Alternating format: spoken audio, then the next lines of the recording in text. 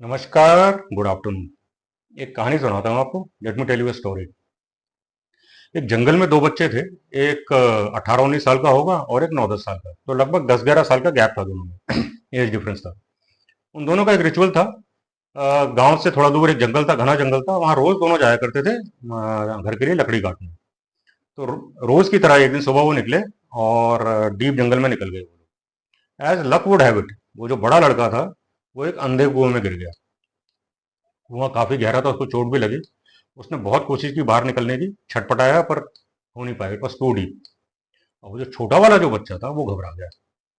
अकेला था, वो समझ नहीं आया क्या करे। तो वो इधर उधर भागा खरगोश की तरह, इधर ढूंढे उधर ढूंढे। कोई गांव वाला, कोई बंदा मिल जाए जिससे वो हेल्प ले सके। There was nobody. उसको डेढ़ दो घंटे लग गए हेल्प मांगने में। Nothing happened. अब वो घूमता रहा बेचारा, क्या करे क्या करे क्या करे। फिर उसके दिमाग में एक आइडिया आया। तो पेड़ों से जो लताएं, जो स्टेम्स लटक रही थी, उसने उनको तोड़ना शुरू किया। छोटा सा बच्चा था, छोटे छोटे हाथ थे। टाइम लगा। तोड़ना शुरू किया, उनको उसने आपस में बांधा। And he made a kind of a rope. और उसने वो डाली, वो रस्सी जो उसने बनाई थी वो उसने डाली कुएं में। और उस बड़े लड़के को बोला, खींच। उसने खींचा। और भाई साहब, 10-11 साल का गैप, वेट भी डबल। बहुत कोशिश की, वो लगा रहा 3-4 घंटे, पर वो नहीं कर पाया। और उस छोटे बच्चे ने हार नहीं मानी। वो लगा रहा लगा रहा लगा रहा। और फाइनली 6-7 घंटे बाद he was able to pull him out. और जब वो निकले तब तक शाम हो गई थी। तो भागे वो गांव की तरफ। ये सब लोग ढूंढ रहे होंगे हमें। उधर गांव में जो है लोग परेशान थे कि बच्चे कहाँ चले गए। 2-3 घंटे लगते थे इस काम में। आज पूरी शाम हो गई थी। इधर से गांव वाले आए, उधर से बच्चे आए, दोनों रास्ते में मिले। गांव वाले ने पूछा, क्या चक्कर है, क्या कहाँ बदमाशी कर रहे थे। दोनों बच्चों ने सच सच बताया। गांव वालों को विश्वास नहीं हुआ, कान के नीचे लगा दी दोनों। झूठ बोल रहे हो, कहाँ बदमाशी कर रहे थे। बच्चों ने बोला, सच बोल रहे हैं, ऐसा कुछ नहीं है, यही हुआ था। नहीं माने भाई साहब। तो गांव में एक पुराना मंदिर था। तो वहाँ के पंडित जी, बूढ़े पंडित जी थे, वो सबसे समझदार माने जाते थे। तो गांव वाले ने सोचा, इन बच्चों को वहां लेके चलते हैं, तो उन्हीं के सामने सच बोलेंगे। ठीक है सब।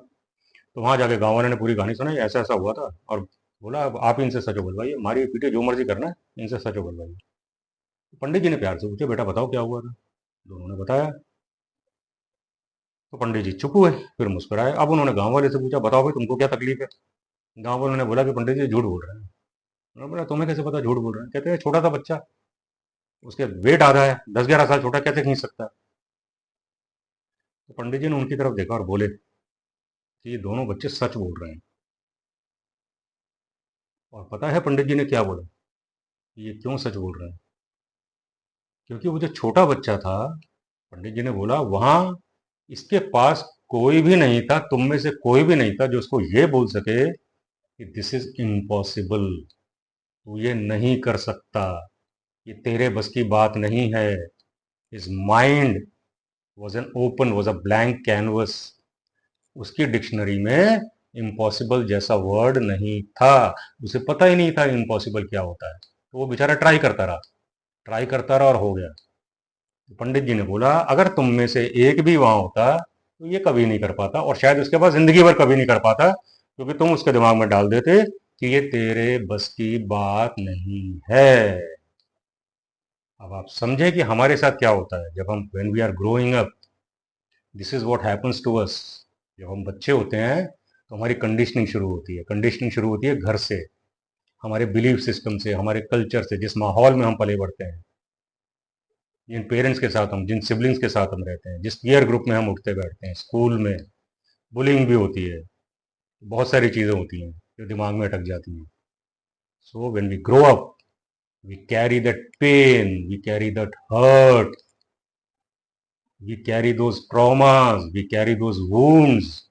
और जो बाद में चलकर बीमारी बनते हैं, in the form of physical diseases और पेन्स, और इमोशनल पेन्स और मेंटल पेन्स। और हम उनको ट्रीट करने की कोशिश करते हैं, हमको समझ ही नहीं आता कि क्या हो रहा है, क्या करें। एंग्जाइटी में जीता है आदमी, एंग्जाइटी होती है। ये नहीं पता होता एंग्जाइटी क्यों हो रही है। एंग्जाइटी उन्हीं पेन्स, उन्हीं वुंड्स की वजह से हो रही है। और वहां तक पहुंचने का, उनको रिलीज करने का कोई तरीका नहीं है। नहीं है ना? है, तरीका है। Called EFT, emotional freedom technique. Emotional freedom technique बहुत सिंपल सी टेक्निक है। When you tap on certain points of your body, तो आप जो पुराना आपका जो पेन, जो ट्रॉमा, जो हर्ट आप कैरी कर रहे हैं, जो आज की जिंदगी में आपको इफेक्ट कर रहा है। बहुत सारे लोग they have a fear of public speaking. वो इसलिए होता है कई बार क्योंकि आपको बचपन में आपको बोलने नहीं दिया गया, तो आपको फिर डर लगता है बोलने में। बहुत सारे लोगों को एंग्जाइटी होती है, बहुत सारे लोगों को क्लॉस्ट्रोफोबिया होता है, दुनिया भर के फियर्स होते हैं, वो वहां से आते हैं, पुराने इवेंट से, पुराने वूंड से आते हैं। And unless you release them, you will not be free. And EFT is a fantastic way of releasing those traumas, those fears, so that you can live your life freely. So if you are carrying any of those traumas or wounds or any such events that are affecting your current life, you know what to do. Take care. God bless you.